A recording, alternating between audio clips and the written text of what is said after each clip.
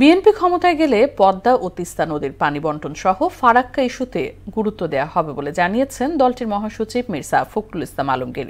তিনি বলেন, প্রতিবেশী দেশের সঙ্গে সমঝোতার সম্পর্ক থাকবে, তবে দাদাগিরি মেনে নেওয়া হবে না।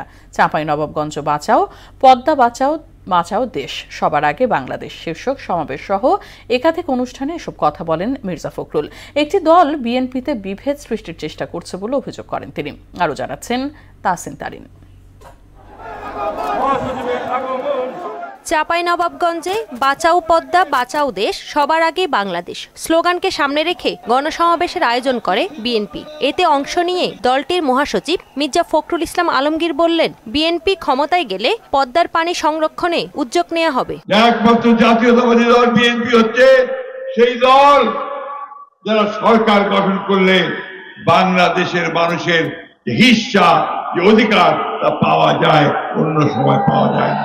এর আগে রাজশাহীর গোদাগাড়িতে দলের প্রয়াত নেতা ব্যারিস্টার আমিনুল হকের কবর জিয়ারত শেষে এক সমাবেশে তিনি বলেন, একটা দল বিএনপিতে বিভেদ সৃষ্টির চেষ্টা করছে। এই বিষয়ে নেতাকর্মীদের সতর্ক থাকতে হবে।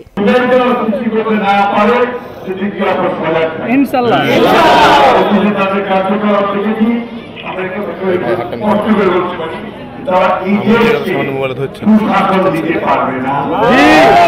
এছাড়া চাঁপাইনবাবগঞ্জের মহানন্দা নদীর ওপর নির্মিত রাবার ড্যাম পরিদর্শন করেন মির্জা ফখরুল ইসলাম আলমগীর। আগামীতে পদ্মা তিস্তার পানি বণ্টন ও ফারাক্কা ইস্যুতে গুরুত্ব দেওয়ার কথা বলেন তিনি। আমরা বাংলাদেশের এই অঞ্চলে বাস করি, এখানকার পুরো পানির আমাদের সীমান্তে হত্যা এবং আমাদের আপনার ব্যালেন্স অফ ট্রেড ঠিক করা, এই জিনিসগুলোকে আমরা খুব বেশি গুরুত্ব দিই। প্রতিবেশীদের সঙ্গে ন্যায্যতার সম্পর্ক থাকলেও কারো দাদাগিরি সহ্য করা হবে না বলেও জানান বিএনপি মহাসচিব। যে আমাদের উপর দাদাগিরি এটা আমরা চাই যে আমাদের প্রতিবেশী দেশ তারা আমাদের ইচ্ছা করলেই তারা আমাদের সঙ্গে সম্পর্ক রাখতে পারে।